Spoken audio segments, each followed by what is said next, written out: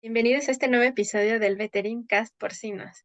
Mi nombre es Andrea García y en esta ocasión contamos con la presencia de una invitada muy especial que nos hablará sobre el manejo reproductivo y los factores que se deben considerar en las cerdas de reemplazo, considerando que la cerda es la entidad de mayor interés en la producción porcina y a través de la cual se obtendrán ganancias en la empresa. Bienvenida, doctora. Muchísimas gracias por esta invitación, por aceptar la invitación, perdón. Antes de entrar de lleno al tema, por favor, platíquenos de usted, sus áreas de especialización, trayectoria y de los proyectos que lleva actualmente y los ámbitos donde se ha desarrollado recientemente, por favor. Válgame Dios, eso es fácil la pregunta de toda mi vida. No, muy buenas tardes o días a todos ustedes. Es un placer para mí participar en un proyecto del Departamento de Medicina y Zootecnia de Cerdos, en el cual nací metafóricamente, y sobre todo de nuestra Facultad de Medicina Veterinaria de la UNAM a través de la Secretaría de Educación Continua, agradeciéndole al personal de esa secretaría las posibilidades y todo lo que nos dan para poder estar el día de hoy aquí. Eh, sí, Andrea, déjame platicarte un poquito, pues a lo mejor muchos no me conocen, soy médica veterinaria zootecnista, ¿sí? De la UNAM, estudié en la UNAM hace muchos años, y siendo estudiante, como seguramente muchos de los que están escuchando esto, no importa su carrera que hayan estudiado, siempre piensan, ¿y a qué me voy a dedicar? Y debo de empezar tempranamente o debo de empezar hasta que sepa hacer algo, ¿no? A veces decimos siempre eso, ¿no? Es que no sé hacer nada, ¿no? Entonces tengo que aprender. Entonces, pues, ¿cuál es el momento para aprender? Pues, cuando uno quiera aprender, ¿no? Entonces, algunos podrán, por el tiempo, por las facilidades, empezar durante sus estudios en la universidad, y otros definitivamente pues, se van a tener que esperar porque no tienen tiempo, ¿no? Tienen que trabajar en algo, a lo mejor de la misma carrera o diferente, porque así está la situación en sus familias. Entonces, el momento es cuando uno tenga tiempo para hacerlo, ¿no? Entonces, en mi caso, yo empecé a acercarme al área de cerdos cuando estaba en octavo semestre. Estaba en octavo semestre y estaba entre dos especies, la equivocada y la correcta. ¿Sí? Y escogí la correcta, ¿sí? Cierto. La cerdos, exactamente, ¿no? Entonces, em, y la otra era aves. ¿Sí?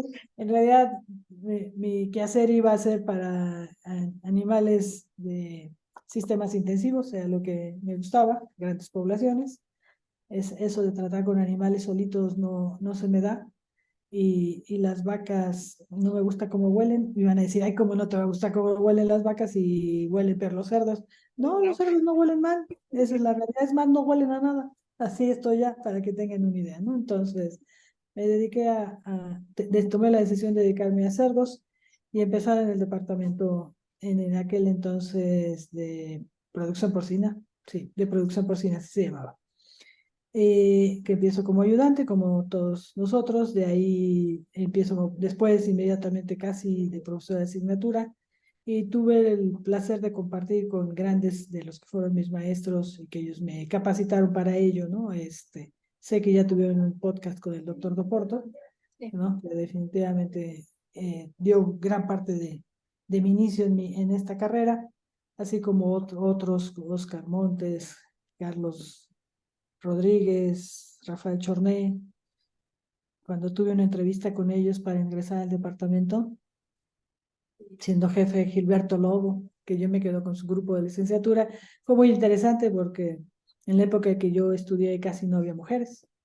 Entonces, bueno, sí había mujeres, siempre ha habido mujeres. Estoy Sí. equivocada en mi vida. Las mujeres siempre hemos estado, pero no con el interés de trabajar en el área de cerdos. Había, pero las dirigían inmediatamente al laboratorio. Y entonces cuando fui, pedí que ya quería hacer mi servicio social, me entrevistó, obviamente el jefe estaba muy ocupado, y me mandó con Carlos Peralta y con Rafael Chornet, y me entrevistaron, y la verdad es que lo recordamos ahora con gracia porque ahorita se diría que me bullearon, ¿Cómo? Usted, tú, mujer, y si vas a poder, y esto y aquello, ya saben, ya saben, ya saben, todos vivimos eso, ¿no? Sí, sí puedo. Y te vas a levantar y vas a cargar y vas a manejar, pues, soy veterinaria, no soy cargador, ¿no? Hay que hacerlo, ¿no? Entonces, lo recordamos los tres con singular alegría ese evento de mi entrevista para entrar al departamento de cerdos, como le decimos nosotros nada más. Y de ahí empiezo mi carrera como ayudante, profesor, y después llegar a ser la primera mujer de tiempo completo como profesora, porque me antecedieron en el laboratorio Conchita y Elda Jiménez, ¿no? Pero estaban en el laboratorio y no impartían clase.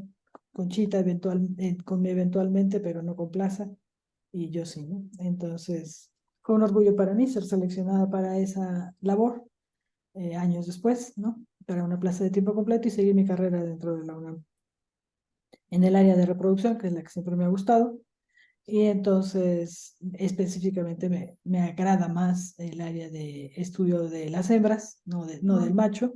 El macho se me hace un poco rutinario, mecánico su estudio, con el mismo resultado, y generalmente los desechan. Entonces, hay más cosas que hacer con las hembras, ¿no? Lo hacemos. Entonces, fui así, siendo profesora de tiempo completo en en el departamento, haciendo mis estudios de posgrado. En algún momento, cuando quise hacer mis estudios de posgrado, este, tuve que renunciar al departamento porque, como decirlo, no fui requerida en el estado de ser apoyada para una beca para irme al extranjero, aunque estaba ser estudiante. Era, tenía todos los requisitos, pero era mujer, ¿no? Entonces no fui aceptada para ello por los miembros de la facultad. Y bueno, pero no importó, renuncié, me fui y regresé. Y aquí estoy, ¿no? Es lo importante. Eso era lo importante, ¿no? Entonces me dedico al área de reproducción, enfocada, manejar una línea o cuáles son mis líneas, pues siempre ha sido lograr la productividad de la cerda buscándole por diferentes caminos.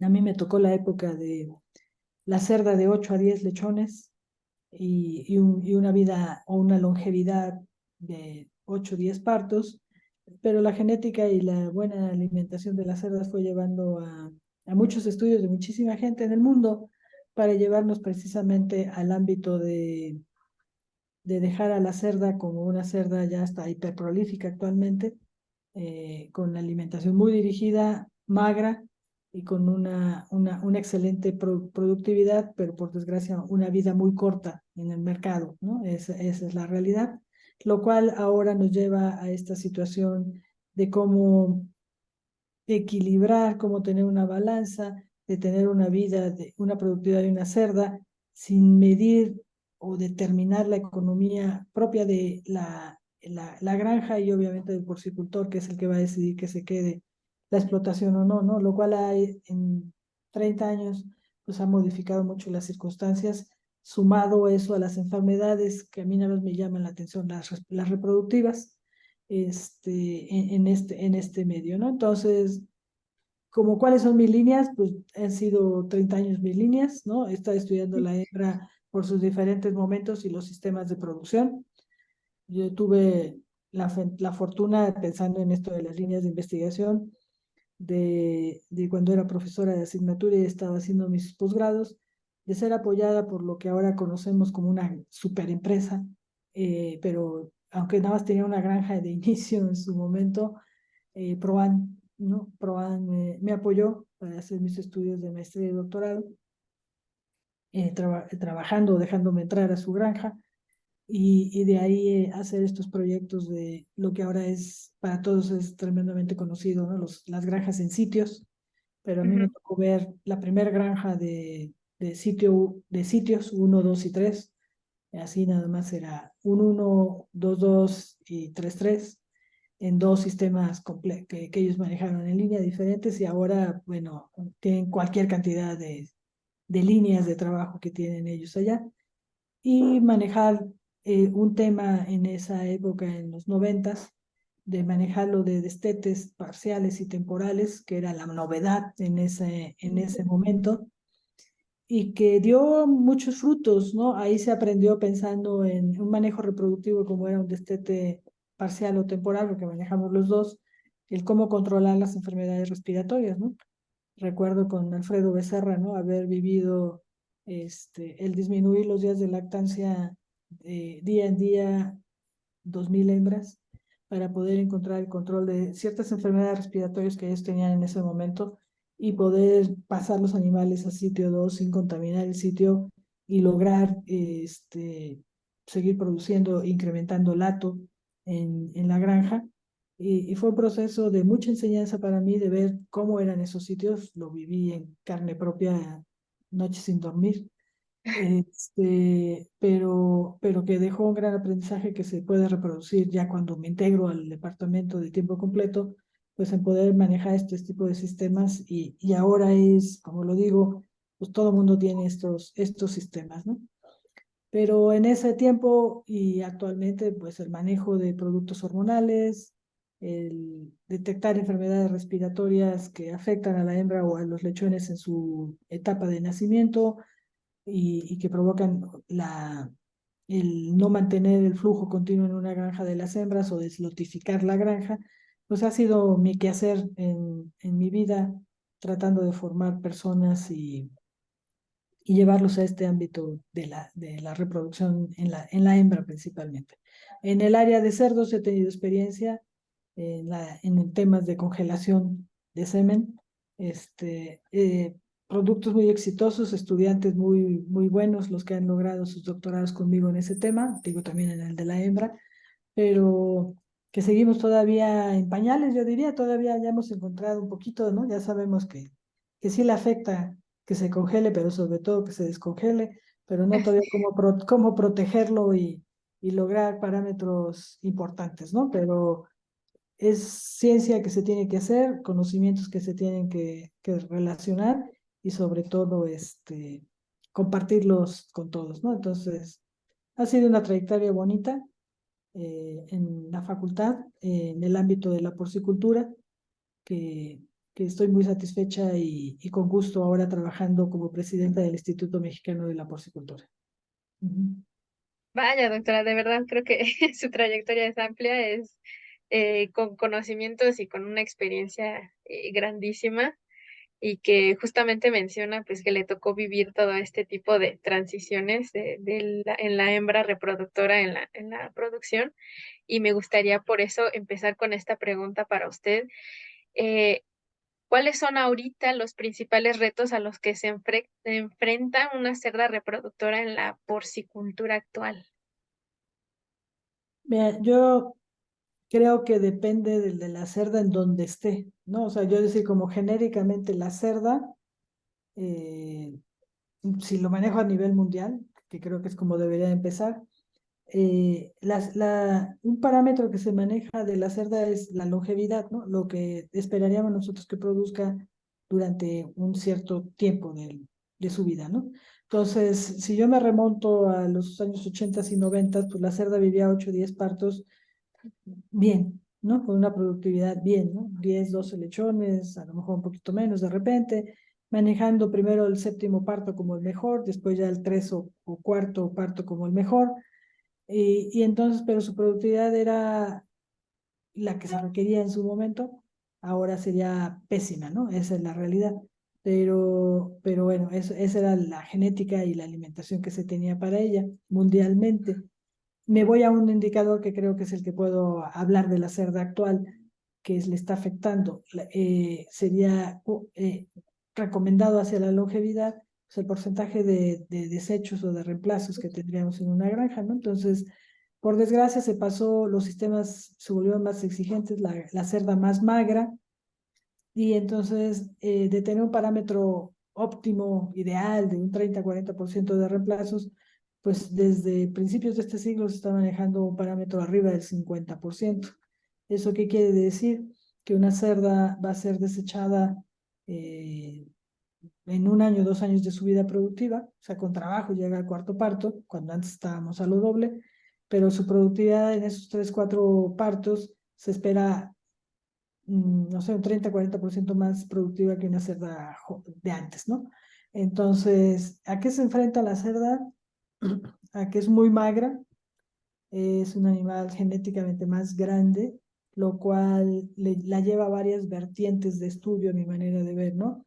Cómo mantener una productividad, pero ella genéticamente es más grande, sus requerimientos alimenticios son diferentes y nos lleva a un animal que se le tiene que otorgar y siempre se le debe haber dado, sí se le daba el bienestar animal. Entonces, estamos entre la jaula y el corral, Ujú, aprendiendo a manejar este sistema. Nos llevan lo que sucede hace unas semanas en Estados Unidos a consideraciones del manejo reproductivo que se le va a dar a una cerda para poder comercializar su carne si los cubre, ¿no? Como el momento de servicio y si debe de estar en jaula o en corral con más espacios actualmente. Entonces, a nivel mundial es lo que se está manejando, ¿no? Ya buscar los indicadores que ya se tienen para bienestar, la certificación de su bienestar animal de ellas, pero manejando una productividad sumamente interesante, ¿no? Que se le está pidiendo ahora. Hay que manejar entonces la cerda normal y la hiperprolífica, que están en el mercado y que no todos los sistemas pueden manejarlo, ¿no? A nivel nacional ya es otra consideración. La mayor parte de las cerdas en realidad de nuestros sistemas están en jaula todavía. No por eso yo criticaría, creo que las jaulas, manejando el manejo con cuidado, están bien. Yo nací de corral, pasarlas a jaula y ahora tenemos que pasarlas nuevamente a corral. No creo que todos estemos capacitados ni para uno ni para el otro sistema, pero sí metiendo indicadores de bienestar a los animales, se va a poder mantener un equilibrio en la productividad de las cerdas, en la economía de las granjas, y eso creo que es el momento que estamos cuidando todos actualmente, ¿no? Entonces, la cerda se enfrenta, regresando a tu pregunta, yo creo que a ser a un animal genéticamente más grande, más productivo, más magro, que eso reproductivamente le afecta, de una vida productiva más corta y que los veterinarios o veterinarias tenemos que entender este procedimiento para poder cumplir las expectativas de su genética, ¿no? De 150 años de genética que se le están aplicando, ¿no? Entonces, y a ello sumado problemas infecciosos que nuestro país no se ha podido controlar, ¿no?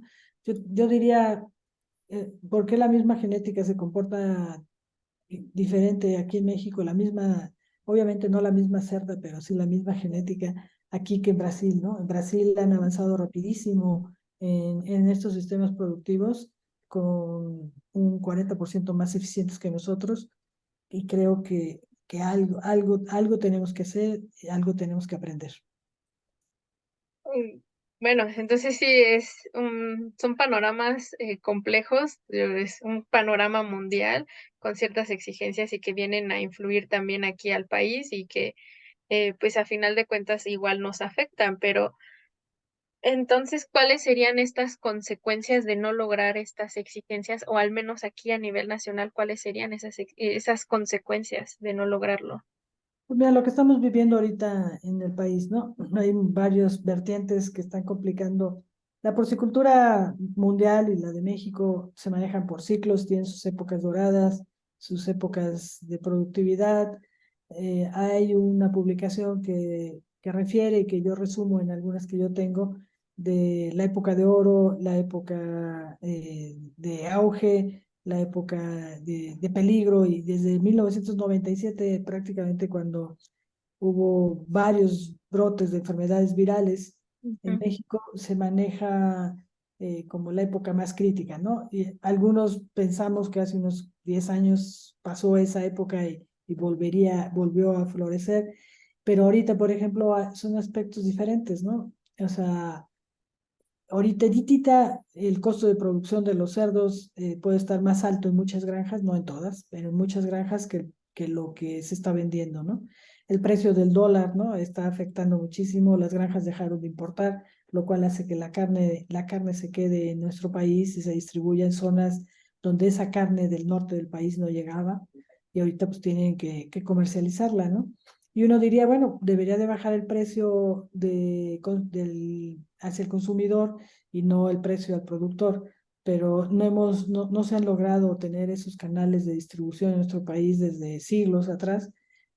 Ya en las granjas integradas sí que venden su producto, no están pasando esto, pero por un producto directo al mercado, que eso es lo que estamos tratando de hacer, ¿no? Ahorita en el Instituto Mexicano de la Porcicultura lo que estamos tratando de hacer, ¿no? Enseñar a vender la carne directamente, el producto directamente y no el animal en pie o en canal, que es donde menos se le gana, ¿no? No es fácil, va a ser un aprendizaje grande de los porcicultores y la responsabilidad de nosotros de ir haciendo estos canales de capacitación y de distribución, pero creo que es un empezar, ¿no? Un ver todo lo que se está viendo, ¿no? Digo, ahorita el margen de utilidad que tienen las granjas, y las tienen algunos, es baja, y otros han tenido que vender o detener a los animales. Entonces, no es el mejor momento, ¿no? De la porcicultura.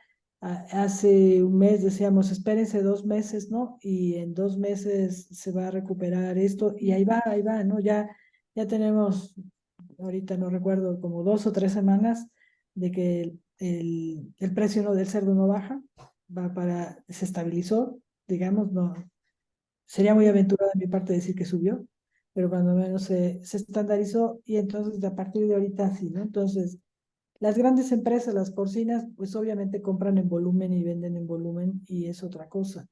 Los pequeños productores son los que están más en riesgo, y ahorita, por desgracia, varios de ellos han tenido que cerrar momentáneamente, espero yo, sus instalaciones. Vendieron, también hubo ese efecto que muchos vendieron sus inventarios, sus semovientes, no los cerdos que tenían para producir, precisamente para mitigar la pérdida que tenían, que nunca es favorable esa solución, pero entiendo que a muchos no les quedó de otra, ¿no? Entonces, son momentos que se van viviendo ahorita. Es una crisis económica que se da en ese sentido del precio bajo del dólar, no exportación, no fue una enfermedad, ¿no? Ahorita, digamos, en ese sentido, ¿no? Como se puede llegar a ver en algunos otros momentos.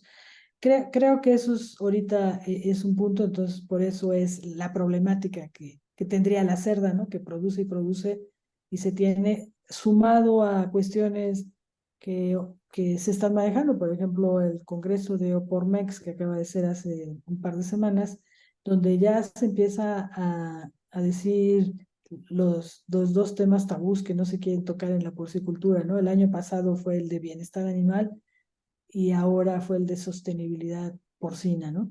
Temas que son los que vienen ahorita, pues, por ejemplo, qué acaba de pasar en Estados Unidos, ¿no? Que más pasaron lo que estamos definiendo como el PROC 12, ¿no? Que en realidad es un procedimiento que marcan en Estados Unidos, dirigido principalmente a California, pero que está afectando a la porcicultura norteamericana o de Estados Unidos. Digo no norteamericana, porque los que exportan carne hacia Estados Unidos están viendo afectados, o principalmente a California, de estos nuevos procedimientos de bienestar animal, ¿no? Entonces, podrá decir, a mí no me afecta. Pues sí, a todos nos afecta, y a la cerda la beneficia, ¿no? En ese sentido. Entonces, sistemas que marca así en dos indicadores puntuales esta PROC 12, la cerda un poco más despacio se le está pidiendo, y la otra es que las cerdas, en el momento de ser servidas, prácticamente de manera inmediata pasan a corral. No todas las granjas tienen esas posibilidades, y entonces, aparte de tener todo en corral, ¿no? Toda la línea en corral ya, ¿no? Pero las que ya lo tenían tuvieron que modificar esto de los espacios. Obviamente esto te afecta a tus inventarios, a tu cantidad de corrales, y el procedimiento de pasarlas de manera inmediata después de la inseminación artificial. Son procedimientos que tienen que seguir, o sea, el consumidor lo está exigiendo. Ahorita McDonald's y Costco son los que más están incidentes en este tema, y son situaciones que se están viviendo ahorita, ¿no? Y que la cerda, al ser más productiva, se tiene, ¿no? Una situación que marcaban las personas de Europa, los invitados en Opormex, mencionaban ellos que, por ejemplo, en su país, lo que nosotros conocíamos como Holanda, ahora Países Bajos. Mencionaban ellos, por ejemplo, que en su país no está permitido que haya más lechones que tetas en una cerda, ¿no? O sea, ¿qué pasa si nacen dos, tres lechones más que las tetas que tiene una cerda que ahorita estamos pidiendo 16? ¿No? Entonces nacen 18 lechones que ya se dan recurrentemente en las genéticas actuales. Entra una situación que uno piensa, bueno, ¿y si nacen qué hago? ¿Los mato? ¿No? Como antes decían, hay que matar a todos los lechones que nazcan abajo de un No, pues, kilogramo, ¿no? Entonces nacían y se sacrificaban los lechones porque no tienen ninguna oportunidad, se decía, ¿no? Los redrojos o los bajos pesos, ¿no? En realidad, pésalos y si pesan, ya sepáralos y que se mueran, ¿no? No, pues no, no, y ahora estamos, bueno, si nace 17 y tiene la cerda de 16, ¿qué hago con ese lechón? ¿Lo mato? Bueno, las normativas europeas lo piden. Nosotros lo que haríamos, pues déjalo y a ver si lo logra, ¿no? Esa es la realidad, ¿no? Porque sí sabemos que los lechones tienen sus tetas, pero también sus momentos de amamantarse cada quien, eso se ha aprendido también ahora, ¿no? No todos comen al mismo tiempo, no todos comen a la misma velocidad. Y si la cerda se echa, se puede acercar. Lógicamente eso va a provocar un redrojo, pero puede lograrlo, ¿no? Pero si la ley te dice que no lo puedes tener, digo, espero que esa ley no llegue aquí, pero son cosas que se están viviendo y tenemos que aprenderlas, adaptarlas y mejorarlas, ¿no? Eso es lo que tenemos que hacer. Ujú. creo que eso obliga a ver entonces ya con otra perspectiva, ¿no? Ver todo desde otro punto de vista, no sé, para las producciones actuales, empezar a voltear a ver otros lados, ya no quedarnos con lo de siempre. Creo que nos llegó, no quiero decir una palabra, ¿no? Pero, o sea, ya llegó, ¿no? Esa es la realidad, ¿no? O sea, si todos consideraban que esto no iba a llegar, o algún veterinario alguna vez dijo sobre mi cadáver va a pasar el bienestar, creo que no, o sea, tenía que verlo, no nos lo están exigiendo, tenemos el tiempo de mejora, tenemos el tiempo de adaptarnos y ver las cosas, aprenderlas y hacerlas bien, ¿no? El doctor Víctor Ochoa hace una semana lo escuché ¿por qué hablan de bienestar o hablan de sostenibilidad? Simplemente él dijo así, solamente tenemos que hacer las cosas bien, Bien. ¿no? Lo dijo, nada más. No piensen en qué, simplemente hacer las cosas bien. O sea, eso esas simples palabras te matan, ¿no? O sea, te guían, o sea, no pienses qué tienes que hacer, solamente hazlo bien. Creo que eso es lo que tenemos que ver. No le pongamos la palabra terror, que es bienestar animal, ¿no? Esas etiquetas, ¿no? Exacto, no hablemos de eso, ¿no? O sea, no hablemos de cómo nació la porcicultura aquí en nuestra querida escuela, ¿no? De decir, ¿tú eres zootecnista o te dedicas a hacer clínica, ¿no? Así nació nuestros equivocados planes de estudio separados. Después alguien tuvo la situación de unirlos en producción porcina, pues sí, todo es integrado, nos costó trabajo hacerlo. Ahora manejando lo que es medicina y zootecnia, se enseña a la gente las cosas combinadas, pero creo que no tenemos el tiempo, porque los planes de estudios no lo permiten, para enseñar y quitar esos tabús, ¿no? Esos tabús y enseñar las cosas correctas, aunque a mí nada más me guste la reproducción, ¿no? Es eso, ¿no? Pero hay que hacer las cosas bien y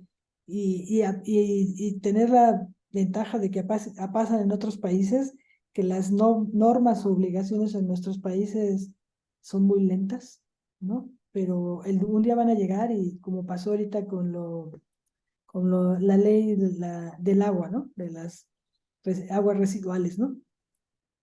La ley tiene cualquier cantidad de años, la modificaron y nadie le hizo caso y de repente Semarnat dijo, a partir de ya, se tienen que registrar todos, ¿no? Ahora sí la voy a tomar en cuenta, ¿no? Porque políticamente seguramente tienen algún interés, como sucede en todas las leyes, y entonces ahora sí, a partir de ahorita ya tiene que ser vigente y todas las granjas se tienen que cubrir los requerimientos que se tienen para lo de aguas residuales o agua gris y lo tienen que cumplir, ¿no? pues no lo cumplen ni las casas, ni las granjas, ni las empresas en todo el país, ¿no? Entonces piden un registro obligatorio de las granjas y pues muy pocas lo hicieron y muy pocas van a poder lograr en unos cuantos años lograr lo que se pide, ¿no? Entonces, hay que ir aprendiendo, hay que ir haciendo las cosas bien, simplemente, ¿no? Y cuidando con responsabilidad lo que se pide ahora, ¿no?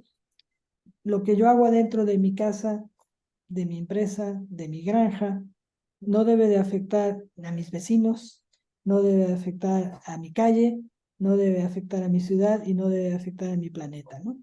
Entonces, si yo soy buen vecino, pues también hay que ser buen veterinario, buen estudiante, buen porcicultor. Claro, Ujú. pero a mí me gustaría que usted me mencionara al menos para la siguiente pregunta unos ciertos elementos, porque creo que a final de cuentas la base para hacer las cosas bien siempre va a ser el conocimiento, ¿no? El informar, de enseñarle a las personas qué deben de hacer y qué no. Y entonces, ¿qué elementos se deben procurar en este caso para la selección y además el posterior cuidado de las cerdas reproductoras en granja? Híjola. Pues mira, si yo me evoco a la cerda pensando en el momento de seleccionarla, debería de ver qué puedo tener yo en mi granja, ¿no? A lo mejor puedo hacer una gran inversión ahorita y comprar una hembra, una abuela, una bisabuela, pero mi granja no tiene las consideraciones para tenerlas y entonces hago una inversión equivocada, ¿no? En ese punto, ¿no? Yo diría, si tu granja no puede manejar todavía una cerda genéticamente mejorada, una buena línea comercial para manejarla como reproductora, una línea terminal, no pienses en brincar en un avance a una cerda de este tipo, ¿no? Porque tu granja hay que capacitar primero al personal, capacitar a la gente, mejorar a lo mejor las instalaciones. Digo, cada granja es hacerle un diagnóstico y hacerlo, ¿no? Para poder brincar a una genética súper especializada, ¿no? En ese sentido. Todas las casas genéticas que venden en nuestro país tienen los diferentes niveles de hembras que debemos de tener. Entonces, ¿cómo seleccionar? Pues primero, definitivamente sí, consultar al médico o médica veterinaria de cabecera, ¿sí? Y ver ahí, ver las instalaciones que tienen, porque a ver, yo puedo comprar, los hombres son muy frecuentes hacer este tipo de analogías, ¿no? Yo no voy a comprar un Mercedes-Benz, dicen ellos, o un Ferrari, ¿no? Dicen ellos, si le voy a poner gasolina mala, ¿no? O sea, cosas de ese tipo, ¿no? En este caso sería, bueno, hay que ver qué genética para la alimentación que yo realmente le puedo dar o las instalaciones que le puedo dar, porque si no vaya a caer en lo que están diciendo las personas de los Países Bajos, ¿no? Que dicen, imagínese tener una cerda que da de 20 lechones, pero nada más me dejan tener 16 tetas, pues, ¿para qué tengo más si los voy a matar? ¿No? Entonces tengo que seleccionar lo que yo puedo producir en mi granja. Las casas genéticas que venden en nuestro país, todas son fabulosas, realmente, y hay que ver eso, ¿no? ¿Qué compro? Y a lo mejor si esa situación me permite hacer autorreemplazos posteriores con esa genética para poder bajar un poquito los costos y avanzar genéticamente estable durante un tiempo en mi granja. Siempre hay que pensar que cuando yo hago autorreemplaces de líneas terminales, no vaya a tener la misma productividad en la granja, ¿sí? Y que se va a hacer en unas cuantas generaciones, se va a hacer improductiva, ¿no? Eso hay que ser conscientes, ¿no? Comprar y reproducir porque están muy bonitas y así me ahorro, puede estandarizar hacia abajo mi granja, ¿no? Entonces, eso es realmente lo que se tiene que decir y tener el mayor potencial, ¿no? Yo una cosa que he criticado de mis propios libros, de mis propias publicaciones, precisamente lo hago en mi clase, y ahorita precisamente venía de terminar mi clase, y les digo que he escrito no sé cuántas veces un comentario absurdo en los libros y que desgraciadamente pues, se quedó escrito, y que dice uno, que tenga vulva desarrollada, ¿no? De buen tamaño, buena posición y de buena forma, ¿no? Y yo digo, si lo lee cualquier persona puede imaginarse cualquier cosa, ¿no? en buena posición, pues ni modo que la tengan en la cabeza, ¿no? O sea, esa es la realidad, ¿no? De buen tamaño, pues depende de quién, ¿no? Yo soy lo suficientemente chaparrita o no lo soy, ¿no? O sea, hay que ser más prácticos de decir ese tipo de cosas y capacitar a la gente, ¿no? Pensando en la línea genética que están adquiriendo y relacionarla con la productividad. Es una situación, ¿no? Y después, me acuerdo que después de que leí esa primera mala frase que puse en algún libro, dije, la siguiente sí lo voy a escribir bien, ¿no?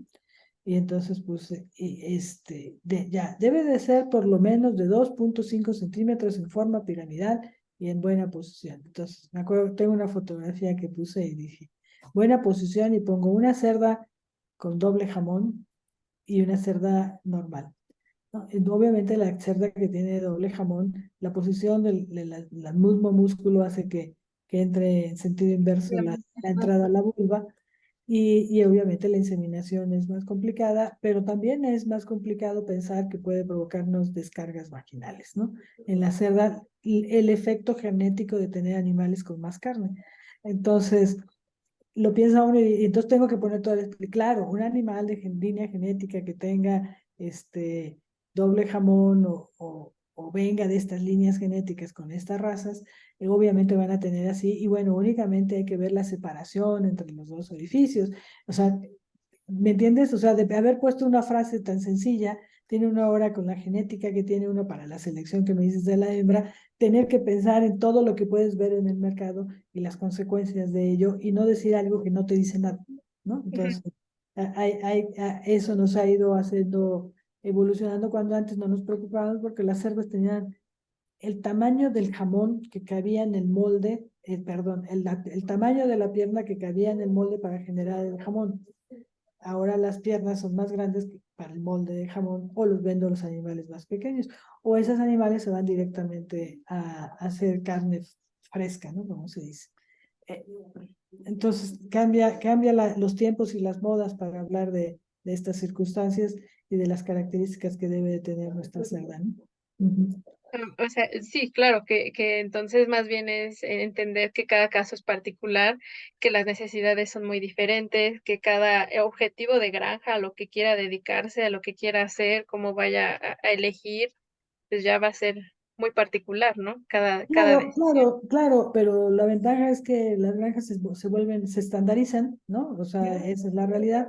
Y entonces a mí me va muy bien con una genética para mi tipo de producto que tengo y ya se vuelve, ¿no?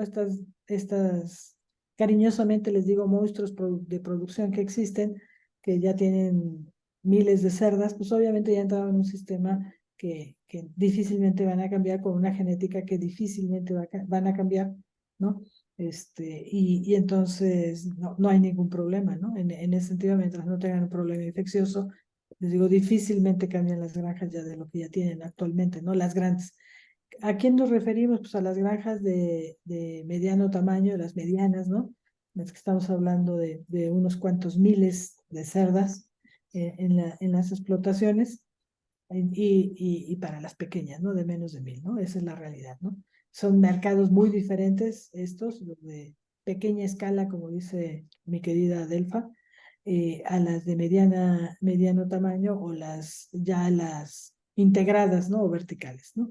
Que son varias en nuestro país y que manejan el 65% de la producción de carne en nuestro país, ¿no?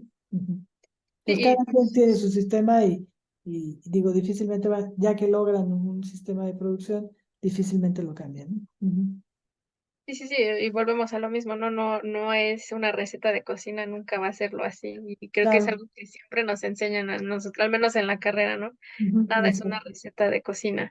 Pero las Pero bases sí las debes de tener para saber identificar las variantes, ¿no? De qué debes de tener y como yo digo, hay que determinar qué tipo de veterinario somos, ¿no? En este punto y recordar que el veterinario debe de reconocerse hacia sí mismo ujú, eh, como el que debe de dar los lineamientos, ¿no? las No, pautas. las pautas, los lineamientos, las recomendaciones, los diagnósticos, ese es nuestro nivel, somos profesionistas y debemos de ser profesionales, ¿no? En ese punto. Entonces, no somos el cargador, ¿no? Somos el instructor. Eso es lo que tenemos que hacer. Ujú. Ok, y entonces, doctora, me gustaría como ahondar un poco más en el comportamiento reproductivo de las cerdas para que pudiéramos reconocer cómo pueden influir ciertos factores, ¿no? Ya nos estuvo mencionando mucho que, por ejemplo, el bienestar animal es algo que no vamos a dejar, y también el manejo es algo que debemos de considerar en las cerdas, pero también influye la alimentación. Entonces, creo que podamos ahondar un poco más en cómo influyen todos estos factores en este universo de las cerdas reproductoras. Sí, claro, mira, me pides comportamiento de las cerdas. En este punto yo te diría, bueno, no es lo mismo una cerda en jaula que en corral, ¿no? Esa es la realidad, ¿no? Entonces, tal vez las últimas décadas aprendimos mucho lo que es una cerda en jaula, ¿no? Y Ujú. su comportamiento temporal, ¿no? Que llegaría a pasar con el macho o cierta etapa de su vida en corral, ¿no? Entonces el comportamiento de esa cerda poco lo veíamos, ¿no? En realidad, mientras no se enfermara o sí darle el cuidado a ella de sus patas y eso, su comportamiento era, está en estro o no está en estro. Se simplificaba mucho el comportamiento de ella. Ahora que regresamos a los corrales, es diferente, ¿no? En este sentido, ahí sí tenemos que cuidar todo un manejo de la cerda, ¿no? Desde pensar y bien dices tú en la alimentación, pero yo primero empezaría desde el mismo corral y algo que tenemos que aprender todos es, sí, adentro del corral están los animales, eso me queda claro, pero ¿cómo vamos a observar a los animales, no? Entonces, nosotros tenemos simplemente que saberlos observar, ¿no? Este, Recuerdo muy bien, ¿no? Hace años, ¿no? Cuando nos decían, cuando entras a un área de engorda, y quieres detectar si hay problemas respiratorios, bueno, primero entras en silencio, después haces ruido y ves cuántos estornudan y cuántos tosen y demás, ¿no? Eso es una parte de comportamiento hacia un diagnóstico, ¿no? En la cerda es diferente, ¿no? Tienes que observar al grupo de cerdas en un corral por ejemplo, primero observas desde afuera, eh, sin hacer muchos movimientos, y verías lo primero que se debe de hacer en este caso, por ejemplo, para detectar el bienestar animal y el comportamiento de ellas, es cuántas están en el área sucia, cuántas están en el área de descanso, ¿no? Ver el tamaño de las cerdas que están en el área sucia, si son las más pequeñas, definitivamente es la dominancia Mm. de las hembras que están en el área limpia, ¿no? Verificar desde afuera cuánto puedes observar tú del tipo de lesiones que tienen, ¿no? Si son longitudinales, si son redondas, ¿no? En estas hembras, ¿no? Primero desde afuera, ¿no? Desde los ámbitos que te deje el corral, ¿no? Si nada más es por adelante y por atrás, o realmente puedes percibirlo más, ¿no? De no poder ver más ángulos de este corral, porque pues, son corrales, corrales, corrales, corrales. Entonces lo que haces es entrar al corral, ¿no? Y caminar entre los animales, ¿no? Y entonces ir verificando el estado físico de los animales y la reacción hacia ti y hacia los otros animales, ¿no? Todo esto se debe de hacer antes de que coman los animales, ¿sí? Precisamente para que no estén esperando y ver una respuesta hacia ti de me van a dar de comer, Sí. ¿no? O después de que coma y verificar entonces en este caso el efecto que es si están buscando comida o están viendo un manejo, ¿no? Hay corrales actualmente que permiten un manejo a través de ellos por el medio, ¿no? Y entonces puedes verificar esto sin tener que entrar a los corrales, pero de alguna manera sí estás verificando esto, ¿no? Entonces, de ahí se ve el comportamiento. Hay que recordar ahora que las evaluaciones de los corrales, de las hembras en corrales, se hace y se determina si son, en este caso, cuántas cerdas sumisas y cuántas cerdas dominantes hay, pero también si nuestro corral es activo o no en la parte de dominancias que se tengan, ¿no? Entonces, y tener esta clasificación para poder entonces determinar cuántas cerdas deberían de salir del corral, por ejemplo. Un problema que hay en los corrales actuales es si yo tengo que, o sea, introducir animales en un corral nuevo, pues voy a generar peleas, ¿no? Ujú. Sí, sí, voy a generar peleas, ¿no? Entonces, ¿cuántos animales deberían de entrar a un corral y cuál es la prevalencia de hembras, de muchos partos con hembras de pocos partos o nulíparas en este caso? Y ver la relación, ¿no? ¿Cuánto se afecta si yo saco a una sola cerda del corral o debería de sacar a más cerdas del corral? Son indicadores que se están poniendo actualmente, ¿no? Para no volver a un corral dinámico, ¿no? Y entonces generar estas peleas, ¿no? Entonces, ¿cuántas multíparas, de qué peso, cuántas sumisas, cuántas debería de estar yo moviendo, sacando para reemplazar? Todo ese tipo de cosas se tienen que estar viendo precisamente en el comportamiento de las cerdas. Cada corral va a ser medio un mundo mientras nosotros no estandaricemos nuestro manejo y evitar las peleas, ¿no? En ese sentido, es algo que uno que aprender, ¿no? Hay muchos indicadores, por ejemplo, en el caso de las peleas, de cuánto espero yo que entonces que las cerdas se peleen, porque no hay de otra, ¿no? Se van a tener que pelear. Yo soy en contra, por eso estaba contenta con las jaulas, pero entiendo que tenemos que aprender a manejar los corrales. Entonces, ¿cuánto duran las peleas? Pues se espera que, dependiendo de la dominancia que se haya en el corral, de cuántas cerdas dominantes o sumisas haya, vamos a tener peleas hasta 36 horas, que es lo máximo que se ve, pero la duración de las peleas entre ellas, si duran unos cuantos segundos o duran más de 2 minutos, entonces ahí se recomienda separar a las hembras. Ese corral no va a funcionar o va a salir alguien lastimado. Ahora ya se vuelve a hablar de corrales de enfermería, precisamente.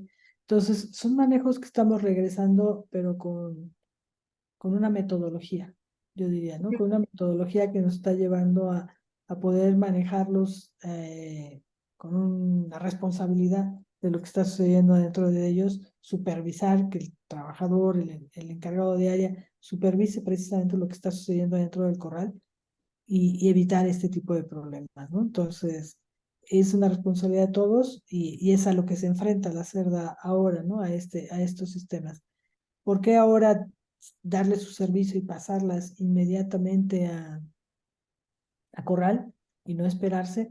Porque se está evitando el espacio de la implantación, ¿no? Del reconocimiento de la gestación y entonces que haya pérdida embrionaria, ¿no? Eso es lo que se está manejando en la justificación de hacer este tipo de manejos y yo estoy de acuerdo totalmente con ello. Hacerlo entre el día 10 y 28, como se venía haciendo, el movimiento o la reorganización en corrales provoca alto número o porcentaje de reabsorciones y no es adecuado, ¿no? En alguna empresa grande en México que empezaban a hacerlo, precisamente por eso se esperaban 3 o 4 semanas para evitar este proceso, pero eso no garantiza todavía que no, por el estrés, por las peleas, se dé este manejo. Entonces, hacerlo de manera inmediata, casi como lo está manejando ahorita la PROC 12, no es tan equivocado, es a mi manera de ver. Creo que es lo que se debe de hacer dentro de un corral, pensando que vamos a tener 10 o más, dependiendo del tipo de piso que pongamos o de cama que pongamos en los corrales, ¿no? Ujú. Okey, y que creo que sí, cambia la jugada, ¿no? Entonces, de cómo vamos a organizar a las cerdas, de cómo van a ser las notificaciones y sobre todo también con los trabajadores, diría yo, ¿no? De no solo capacitarlos, también y sensibilizarlos ante la necesidad de hacer ese movimiento. Claro, pues yo creo que pasamos a un momento medio de confort cuando estuvimos con todo lo de jaulas, porque no te preocupas de algunas cosas, ¿no? Te preocupas de otras, me queda claro, pero no de este contacto con las cerdas y de los peleos que se tienen, ¿no? Entonces, creo que sí, la capacitación, no digo que no haya estado en las granjas, me queda claro que sí, pero va a regresar con este enfoque precisamente de bienestar. ¿Por qué no nos gusta el término? ¿Por qué está mucha gente refractaria a esto? Creo que no nos gusta que no nos digan que lo que hacemos no está bien, Está bien. ¿no? Creo que somos refractarios a eso, ¿no? O sea, por ejemplo, sí, y me pasó hace ratito contigo, ¿no? Me estabas diciendo cómo poner el fondo que están viendo aquí ustedes, ¿no? Y entonces el momento que me lo está diciendo, sí, le apachurra aquí, lo detecté, yo dije, ya lo sé, ¿no? O sea, no me tienes que decir las cosas, ¿no? O sea, trata uno de que no le digan cómo hacer las cosas, porque cree uno que sabe hacer las cosas, aunque no las sepa uno hacer, ¿no? Me queda claro, ¿no? Sí, creo que Es un ejemplo de cómo somos y soy yo. bueno, pero que a final de cuentas es aceptar que el aprendizaje es continuo, ¿no? Y que Exacto, siempre hay exacto, cosas nuevas que aprender, exacto. que saber. No, yo hace poquito le decía a un grupo de extraordinarios amigos que tengo en el Consejo Técnico de Opormex y les decía que yo siempre aprendo de todos ellos, ¿no? Y que me di cuenta que, híjole, pero esto lo van a escuchar a lo mejor algunos de mis exalumnos, ni modo. Que a lo mejor, que a cuánto se echa a perder porque no sabía yo nada, ¿no? Porque todos los días aprendo algo y entonces cada día sé más y entonces creo que ahora sí ya sé lo que es la porcicultura, ¿no? Entonces, eso me lleva a mí que cada día que aprendo digo, "Hí- híjole, pues es que yo no sabía hacer, no, yo no sabía nada, ¿no? ¿Cómo podía andar en granjas si podía dar esto? Eso es parte de que me queda claro que uno nunca termina de aprender y que los mismos sistemas son diferentes y tiene que ir uno evolucionando. La cerda con la que yo aprendí al inicio es muy diferente a la cerda con la que trabajo actualmente y he tenido que aprender y aceptarlo, ¿no? Ujú. Doctora, sí, probablemente lo escuché en sus alumnos, pero okey, Pero sí les enseñé, que crean que sí les enseñé. Todo lo que yo sabía siempre lo he enseñado, pero creo que cada día aprendo más y sé un poquito más. y bueno, tal vez voy a entrar en un tema que también es un poco controversial, que es el uso de hormonales en granja. Y entonces, que creo que también sería bueno aclarar, ¿no? ¿Cuál es ese criterio para poder usarlo y qué tan conveniente o no pudiera llegar a ser?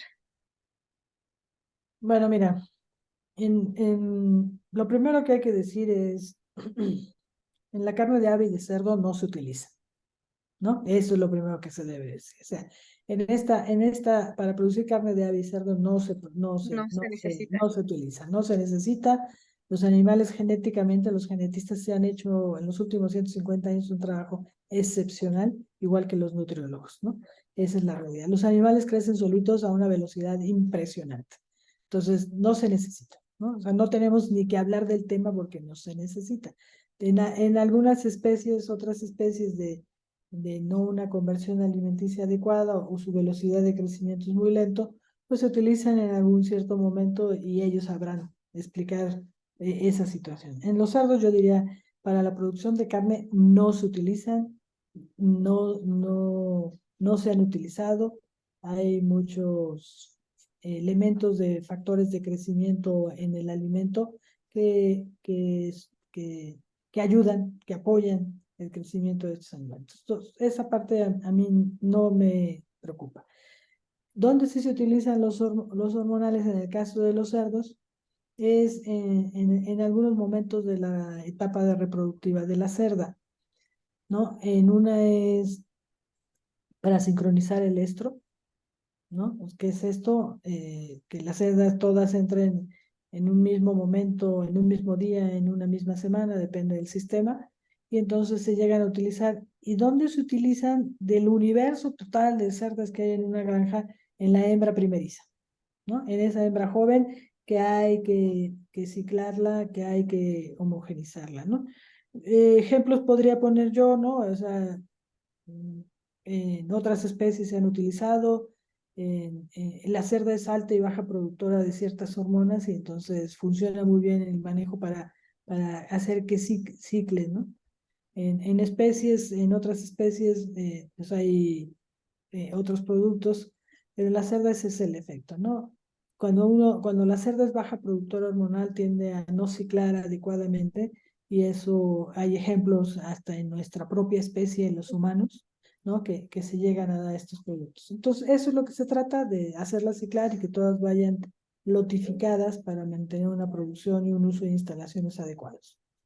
Hay productos que se eliminan rápidamente del cuerpo del cerdo y como va a quedar gestante no hay ningún riesgo ni para ella, ni para sus productos, ni para el consumo de la carne que no está dirigida a ese animal para el consumo de la carne. Entonces no hay ningún riesgo en ese sentido, porque ese animal va a quedar gestante, va a quedar lactante, va a quedar todo. Además, la vida de acción de ese producto es de minutos, ¿no? Prácticamente. Entonces, no hay ningún riesgo porque no es un animal producido para la carne y no le pasa nada. En el otro momento que se utilizan los hormonales en la cerda es para inducir el parto, ¿no? Para que la cerda tenga sus lechones durante el día. ¿Por qué durante el día? Porque es cuando están los trabajadores y todos queremos cuidar a nuestros animalitos. Todos queremos atender a nuestros animalitos. Estar al pendiente, así. Estar al pendiente de los animalitos que están haciendo. No queremos que suceda en la noche y llegar y todo salió mal, ¿no? No, queremos estar ahí cuidándolos. Nos fascina cuidar a los animalitos. Entonces provoca, yo le pongo una inyección el día anterior y al día siguiente, durante la mañana, la cerdita está pariendo, ¿no? Y la puedo atender, puedo supervisar su inicio, poner un trabajador a que la esté atendiendo y al final ver que la cerda y sus productos, sus lechones están bien. Nuevamente, no es un producto de larga duración, los animales no están para producir carne, es únicamente de eso. Yo diría, voy a poner mi propio ejemplo, ¿sí? Mi vida, cuando yo tuve hijas, también fui a un hospital y procuré que me atendieran lo más posible, que lo hicieran de día y que no me doliera. Sí, y eso es lo que estamos tratando con las cerdas, ¿no? Que sean bien atendidas, de evitar el dolor, de hacerlo un poco lo más rápido posible, precisamente para que sean bien atendidas. Son los dos momentos que se aplica realmente hormonas a los cerdos y totalmente justificable a mi manera de ver y no hay ningún riesgo porque no son animales de consumo, no son animales, no son productos de larga duración, de efecto de duración, no se almacenan en ningún órgano de la cerda, pensando, es que algún día la matan y me la como. No, no se almacenan, son de vida activa muy Corta. corta en el organismo. Ujú. Que me gusta mucho poder hacer este tipo de aclaraciones porque son temas que muchas veces no se pueden confundir, se pueden malinterpretar y que afortunadamente usted puede dar esta aclaración para la Ujú. gente que nos esté escuchando, ¿no? Y que a final de cuentas es muy importante que todos lo conozcan. Claro, gracias. Gracias por permitirme hacerlo. Y bueno, nada más ya para como terminar, como para cerrar todo este tema que yo sé que es muy complejo, que yo sé que puede ser para más tema de conversación, que podríamos seguir hablando y que además tengo una invitada que puede hablarnos muchísimo al largo y tendido. ¿Cómo podemos entonces englobar todo este desempeño? ¿Cómo vamos a evaluar de manera objetiva y decir, estamos haciendo las cosas bien? Eh, cómo que nos estamos comportando bien, o sea, para cerrar ya, ¿no? Como este tema. ¿Y cómo sabemos que estamos haciendo las cosas bien? Híjole, yo creo que sí me preguntaste algo muy importante, no difícil, muy importante. Yo creo que ahora en el tema de sostenibilidad, que es el que estoy manejando yo, de sostenibilidad alimentaria y obviamente pues, la porcina, está muy claro, ¿no? Cuando yo defino la parte de sostenibilidad, la definición tradicional o básica, porque ahorita ya he ido cambiando, he ido aprendiendo eso con otras profesiones. La básica, que es la aceptada para la sostenibilidad, que es hacer las cosas bien, nos lleva a tres dimensiones, ¿no? Que es la ambiental, que es la que creo que todo mundo hemos visto y O seguido reconocido. o reconocido porque nos dicen el cambio climático, el calentamiento global, mira las sequías, ahora ya no llueve cuando llovía y ahora llueve cuando no llovía y todas esas cosas que nos están haciendo, ¿no? Entonces, como que hemos estado percibiendo mucho esto durante ciertas épocas, ¿no? Y entonces todo el mundo pensaba que eso era sostenibilidad, ¿no? Y la sostenibilidad es más compleja que eso, ¿no? Entonces, hemos tratado ya de no usar popotes, de no tirar desechables, Ujú. esa parte creo que poquito a poquito vamos a ser siendo conscientes de la parte que nos procura a nosotros, ¿no? Nos preocupa. Pero no, hay muchas más cosas, ¿no? En el ambiente todavía. En el caso de la otra dimensión que se maneja clásicamente, pues tendríamos la parte social, ¿no? Una de la segunda parte que es importante, ¿no? Y en la social es un poquito más compleja porque nos dicen, todo mundo debería de tener las mismas oportunidades y tener Ujú, los mismos derechos y reconocer que la sociedad puede tener tradiciones, culturas y no las tenemos que afectar con lo que yo ujú, estoy haciendo. Entonces, cuando yo hablo de la parte social, implicaría, por ejemplo, voy a poner un ejemplo que también es muy conocido, que es lo del maíz, ¿no? O sea, ¿por qué si va a llegar un tipo de maíz me va a afectar y me va a desaparecer otros que en México siempre se han cultivado, ¿no? No, o sea, sí, no, aquello, ¿no? Entonces, cada quien va a poner su punto de vista en la parte social yo tengo el derecho de tener el maíz rojo, morado, tamaño grandote, chiquito y todo. Sí, o sea, lo que llegue no debe de destrozar lo demás, ¿no? Entonces la parte social. O yo tengo la parte social de mi gastronomía, ujú, ¿no? Yo debo de hacer mi gastronomía y mi cochinita pibil debe de ser con ese tipo de cerdo, ¿ok? Entonces no debo desaparecer el tipo de cerdo pelón mexicano para que la cochinita pibil tenga el mejor sabor del mundo allá en Yucatán. Hay que reconocerlo, aceptarlo y se mantenga. Y así puedo mencionar muchos ejemplos, la parte social, ¿no? En ese sentido. Y entra también la equidad de género, ¿no? En este caso, las igualdades de raza, el reconocimiento de todas las personas, ¿no? En ese punto. Entonces, todo eso se debe de considerar. Y después entra la tercera, que sería, con esto se definiría la economía, la parte de sostenibilidad clásica, que sería la economía, ¿no? Y entonces en este caso, pues siempre dices, es negocio, no es negocio, gana o no, no gana, ¿no? Entonces, ahora ya se le ha puesto un indicador a la parte económica que es la resiliencia, ¿no? Que es lo que estamos pasando ahorita con la porcicultura, ¿no? Sí, hay ciclos buenos y hay ciclos malos, pero es capaz de recuperarte, es capaz de recuperarte. No siempre va a haber ciclos de ganar, ganar, ganar, ganar, ganar. Y entonces esta parte es la que tienen que reconocer los dueños de empresas, ¿no? Los que sí ganan dinero, nosotros somos asalariados, pero entonces que tienen esa resiliencia, ¿no? Para poder regresar y entonces hablar de lo que es economía circular, ¿no? Que es lo que está entrando ahorita. En la parte de la porcicultura hay un artículo que yo hace poquito presenté, que encontré en Europa ya están manejando la cuarta dimensión específicamente para la producción porcina y que engloba en esta cuarta dimensión dos aspectos, que es la parte de salud y de bienestar. O sea, ¿qué se hace hacia el interior de la granja, hacia nuestros animales, que fue de todos estos minutos que platicamos, hacia que nuestro animal esté correcto, hacia que no estén enfermos? ¿Cómo veo todos estos indicadores de mortalidad, de enfermedades, de morbilidades, de eficiencia reproductiva, de fertilidad, de todos estos? Se ponen los indicadores y entonces ya se ve hacia el interior de lo que yo hago, como yo decía al principio, para que no eh, afecte al vecino, afecte a los demás, pero mis animales al interior estén bien. Entonces, ahorita en la producción porcina es lo que se está manejando, el subsystems, que es precisamente las cuatro dimensiones, enfocando ya lo que se hace dentro de la granja con indicadores.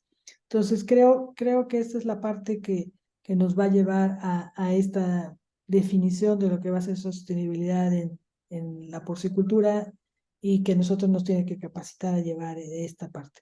Ya hay, ahora que me toca trabajar con los biólogos, ellos hablan de hasta 17 dimensiones, ¿no? Dependiendo precisamente del medio en el que estén cada uno de ellos y lo que afecta, ¿no? Y que no es que tengan que cumplir las 17, que sería el mundo ideal, sino cada quien en nuestro sistema irá haciendo y construyendo lo que es nuestro circuito, nuestro enfoque de lo que es lo que debe de incluir nuestro proceso de sostenibilidad. Ahora, queda claro que este proceso, al poner nosotros nuestras cuatro dimensiones, tenemos que cumplir las cuatro dimensiones. No se vale sí cumplir una y dejar las tres sin cumplir. Entonces, no sería sostenible, ¿ok? El sistema. Entonces tenemos que no trabajar en una, sino trabajar en las cuatro. Eso es lo que tenemos que hacer. Entonces, eso es lo que nos estamos enfrentando el día de hoy. Eso es lo que me dices, cómo evaluarlo, cómo medirlo, cómo trazarlo. Pues eso es lo que tenemos que empezar a trabajar ahorita para hacer las cosas bien. Wow, doctora, definitivamente es abrir el panorama, yo diría, a nuevos cuestionamientos, a nuevas formas de hacer las cosas y pues aprender, ¿no? Tener Así es. eso En, precisamente. en la parte de hacer las cosas bien, estar capacitados. Claro. Doctora, la verdad es que no me queda más que agradecerle su tiempo, el que nos haya compartido todos estos conocimientos, todos de su trayectoria. Para mí es muy valioso poder hablar con usted y pues sobre todo reconocer toda su trayectoria, ¿no? Todo lo que ha vivido, lo que ha reconocido y pues habla con mucha sabiduría y con conocimiento de que lo que ya conoce, o sea, de lo que ya ha vivido y lo que ya sabe y ha puesto en práctica y que además seguimos en aprendizaje continuo. No, pues muchas gracias por la invitación. Espero que haya sido grato y recordarles que siempre hay que aprender y poner un granito para hacer las cosas bien. Y ojalá me vuelvan a invitar con algún tema que les apasione. Conmigo sería un placer. Y aquí entre todos, entre todas, sacar un mejor provecho de nuestra vida, de nuestro planeta y de nuestra profesión que tan bonita es, ¿no? Y que debemos estar orgullosos de lo que es nuestro entorno de trabajo. Yo estoy muy orgullosa de pertenecer al Departamento de Medicina y Zootecnia de Cerdos, donde hay grandes académicos y tenemos mucho trabajo por hacer, ¿no? Ahorita vamos a cumplir 50 años de creado el departamento. Yo no estuve desde el principio, sí, pero sé que hicieron un gran trabajo los que estuvieron al principio y yo tampoco voy a estar al final, pero que los que se queden al final sigan colaborando y enseñando gratamente a todos y trabajando con los porcicultores. Ujú. Definitivamente vamos a seguir, doctora, no pierda cuidado en esa parte y pues no me queda más que agradecerles, gracias por escucharnos. Recuerden seguir el canal de videoconferencias FMBZ UNAM y activar la campanita para seguir los episodios del Veterincast. Mi nombre es Andrea García y este podcast es traído a ustedes en colaboración con la Secretaría de Educación Continua y el Departamento de Medicina y Zootecnia de Cerdos. Recuerden que pueden seguirnos en nuestras redes sociales. En Facebook estamos como Departamento de Medicina y Zootecnia de Cerdos. En Instagram estamos como @dmzc_fmbz. Y también estamos en LinkedIn como Laboratorio de Diagnóstico DMZC FMBZ. Y aquí podrán seguir más información relevante sobre porcicultura. Muchísimas gracias, doctora. Gracias a ustedes y nos vemos en la próxima.